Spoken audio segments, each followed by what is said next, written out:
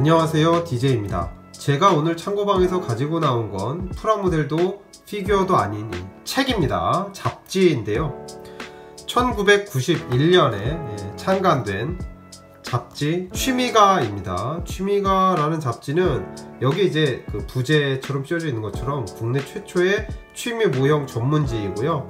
호비스트라는 이름으로 출판사 이름도 그렇게 지어졌었습니다. 호비스트라는 단어는 프라모델 취미, 그러니까 호비에 Y자를 빼고 그걸 이제 즐기는 사람이란 뜻의 IST를 붙여서 만든 신조어인데요. 영어 사전을 찾아봐도 이제 호비스트라는 단어는 나오진 않습니다. 그러니까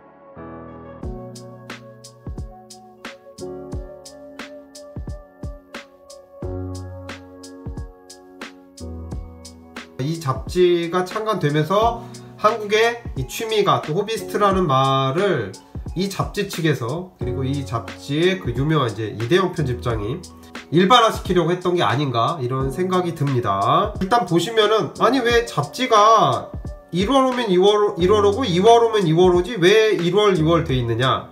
당시에는요 1991년에 창간되어서 1년 동안 2달에 한 권씩 격월간으로 잡지가 나왔습니다. 매달 나오지 않고요. 건담 잡지 중에서 지금도 계속 이제 나오고 있는 건담 에이스 같은 잡지도 최초에 창간했을 때는 격월간이었거든요. 2달에 한 번씩 나왔었는데 뭐 그거보다 훨씬 먼저 창간된 이 취미가도 그랬었습니다. 32년 전에 과연 프라모델 취미를 즐겼던 사람들은 과연 어땠는지를 엿볼 수 있는 귀한 고서죠.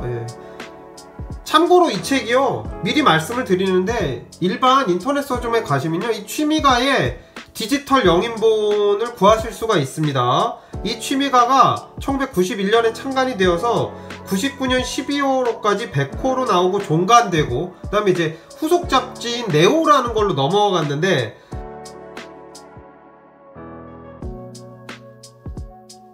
여하튼 그 취미가 이름을 달고 있었던 100권의 잡지가 디지털 영인본으로 나와 있어요. 구입하실 수가 있습니다, 지금도. 근데 문제는 뭐냐, 그 잡지가 스캔의 상태가 좋지 않다는 부정적인 평가가 매우 많고요. 그래서 제가 아예 요 원본을 가지고 나와 봤습니다. 이 책은요 페이지 수가 144페이지로 기사가 끝나고 총 146페이지인데요 책이 꽤 묵직합니다. 책이 얇거든요. 딱 보시면 이제 되게 얇게 보이실 텐데 책이 굉장히 묵직합니다. 첫째는 당시의 종이질이 전체적으로 무거웠기 때문이다. 요즘에는 좀 좋으면서도 얇은 종이들이 많이 나오긴 하는데 32년 전이니까 무려 옛날에 종이들이 무거워서 그랬기 때문에 생각할 수 있고요. 또 하나는 취미가가 창간이 되고 나서 그 칼럼에서도 언급하고 있듯이 좋은 종이를 아낌없이 썼다, 싸구려 종이 쓰지 않았다, 칼라 모형 장르가 많이 들어가는데 좋은 종이를 썼기 때문에 이 책이 무겁다, 이렇게 볼 수도 있습니다. 당시의 가격은 얼마였냐면요 4,000원이었습니다 그때 4,000원은요 작은 돈은 아니었습니다. 이제 요 앞에 장례는 이대영 편집장의 디오라마, 여기 나와 이제 호비스트 스페셜이고요.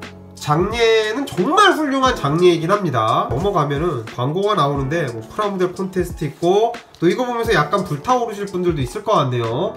사륜구동 미니카 광고고요. 안에 주니어 대작전이라고 전국 지금은 태풍 상태 이러고 사륜구동을 창간 후에 머릿기사로 넣어 놓았습니다. 그래서 그 이후에 취미가가 이 사륜구동 미니카에 대해서 자주 다루진 않았던 기억이 나는데, 아마도 이거는 초창기에 어린 요 사륜구동 미니카를 좋아하는 세대들을 끌어들여서, 여기 사진 나오는 것처럼 초등학생들이라든가 많이 이 사륜구동 미니카를 좋아했는데 그 세대를 끌어들이려고 했던 게 아닌가 이런 생각이 듭니다. 약간 좀 예외적이었다는 거죠, 창간호기 때문에.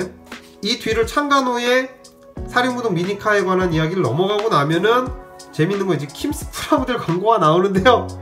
죄송합니다. 제가 왜 웃냐면요, 킴스 프라모델에 대해서는 제가 내 사랑 샤키 프라모델을 리뷰한 적이 있기 때문에 요 오른쪽 상단에 링크를 한번 보시면은 제가 왜 킴스 프라모델 보자마자 빵 터졌는지 보실 수가 있습니다. 뒤쪽은요, 예, 역시 이제 사륜구동 미니탑 광고들 나오고 모형점 광고들이 나옵니다. 이 모형점들을 실제 다니셨던 분들도 있을 것 같긴 한데, 예, 저는 이제 이 책을 그래서 저도요, 저는 이제 서울에 살지 않고 수도권의 도시에 살았었는데 서점에서 이 책을 구하는 것도 좀 어려워가지고 모형점에서 구입했던 기억이 있습니다. 나중에는 이 책이 인기가 생기고 1년 뒤에 월간이 되면서 일반 서점에서도 구할 수 있게 되었었지만요. 이쪽은요, 주로 이제 밀리터리 관련 그 기사들이 실려져 있어요. 뭐 전쟁사라든가 이런 일러스트레이션까지 전부 다 편집장이 직접 그렸던 기억이 있습니다. 거의 이 편집장 1인의 카리스마에 어마어마하게 좌우가 되던 그 밑에 필진들도 있긴 했습니다만, 이게 잉그람하고 헬다이버의 게라지 키트도 있었구나 라고 저는 이제 처음 알았던 것 같아요. 근데 이거는요, 이 시대로선 당연할 수도 있겠지만요, 이건 이제 카피입니다. 가격 15,000원이라고 그러는데 이게 일본에서 실제로 15,000원에 원본이 팔렸을지는 없지 않겠습니까? 리퀘스트 제품이죠. 이 잡지가 최대한 뭐 카피라든가 또 저작권 문제에 대해서 노력을 하는 적은 있지만, 뭐 광고 같은 걸 보면 여전히 그 시대의 분위기를 반영하고 있었다는 점입니다. 과거 2차 대전의 독일 에이스에 대한 기사를 다룬 또 화보까지, 이 화보 역시 또 그린 사람이 역시 또 편집장이고요. 이대영 편집장이고. 새 키트 소개들이 나와 있는데요, 주목할 점 뭐냐면은요, 사륜구동 미니카까지 나름 소개를 하고 있는데 뭐 전차 위주고 철저히, 그쵸?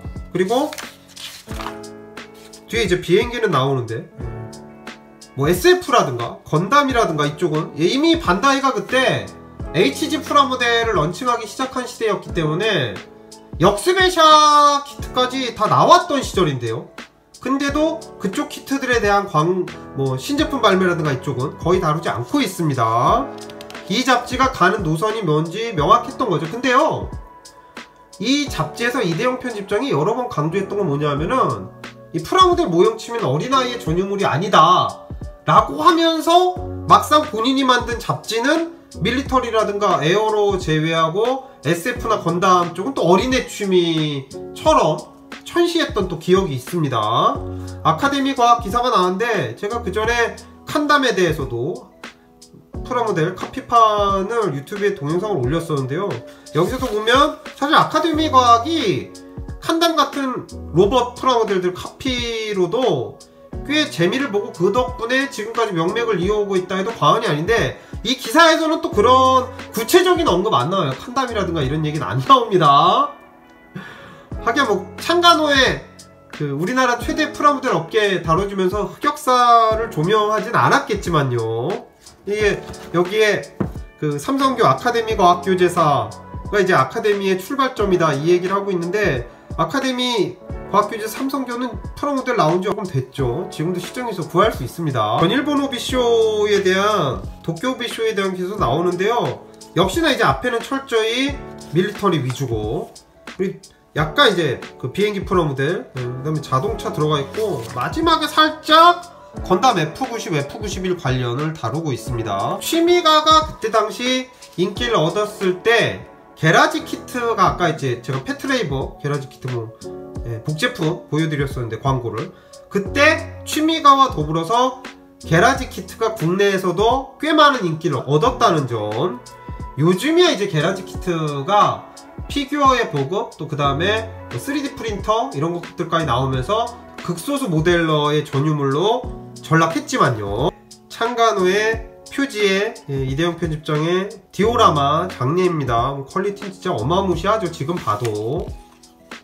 건담이나 SF 기사는 없었냐? 딱 하나 있었어요. 요거였습니다. 건담 마크2 그랬는데 뭐 등급 설명도 없어요. 이거 HG 프라모델이죠. 그러니까 당시 HG가 퍼스트 건담, RX78 건담과 더불어서 건담 마크2, 제타, 그 다음에 더블 제타 건담까지 4개가 나오게 되는데, 그 중에 나온 건담 마크2인데요 이게 좀 보면 기가 막힌 게 도색 안 돼 있고 패널 라인조차 먹선조차 안 넣었죠. 물론 요즘에는 개별 뭐 모델러들이 그냥 뭐 간단하게 가조림만 해서 올리는 경우들도 있고, 뭐 유튜브라든가 이런 경우도 있긴 하지만, 그래도 모형 잡지답게 남들이 하지 않는 장례, 또 수준 높은 장례가 나왔어야 되는 건데 전혀 그렇지가 않죠.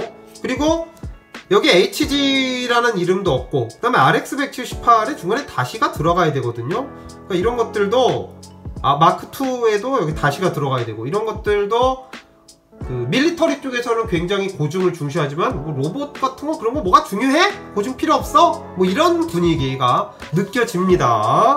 건담 마크2 흑백 제작 기사가 나왔는데요. 이쪽도 보면 디자이너 구니오 오가와라 씨, 그런데 이것도 다른 지금 기사들 쪽에 일본 사람들 이름 표기를 보면 성을 앞에다 놓고 그 뒤에 이름을 붙이거든요. 오카와라 쿠니오인데 이것도 역시나 이제 잘못된 표기법이죠. 당시에 취미가가 건담이라든가 이쪽에 대해서 전혀 신경 쓰지 않았다는 걸 알 수가 있는 부분입니다.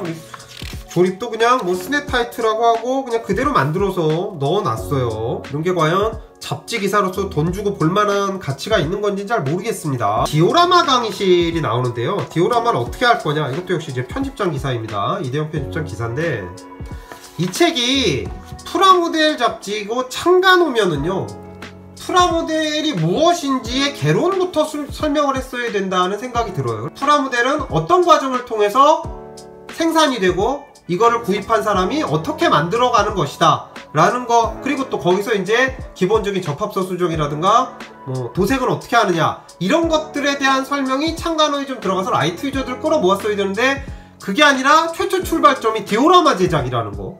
그러니까 이 책이 눈높이가 처음부터 매우 높았고, 물론 이제 취미가가 긍정적 영향도 많이 미쳤지만 사실은 출발점 자체는 잘못 설정했던 게 아닌가. 라이트 유저들을 끌어들여서 한 스텝 한 스텝씩 계단을 올라가게끔 만들어주지는 못했던 거 아니냐. 물론 이제 나중에 가서는 프라모델 제작에 관한 기초적인 기사도 나오고 단행본도 뭐 일본 책들을 번역해서 내고는 하지만요, 창간호에 대한 고민으로서는 좀 부족했던 게 아니냐. 수준 높은 장례를 보여주고 그냥 압살하는 것 같은, 니네 이런 거 만들 수 있어? 우린 만들거든? 뭐 이런 분위기가 아니었나. 편집장 칼럼까지 정말 이제 편집장이 거의 혼자 만드는 책인 것 같다, 뭐 이런 생각이 드는데요.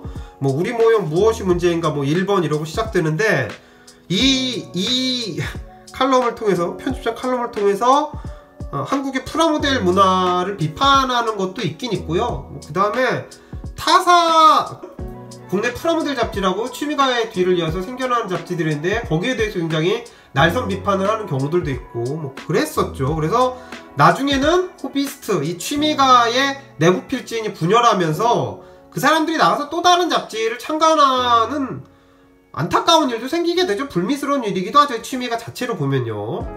맨 마지막에 보면 요 자리는요, 독자 엽서가 있었던 자리인데 요금 별납이 아니었는데도 제가 이걸 또 열심히 작성해서 취미가에게 의견 전달을 했던 것 같습니다. 기억이 나네요. 우표를 붙여서 보냈던 기억이.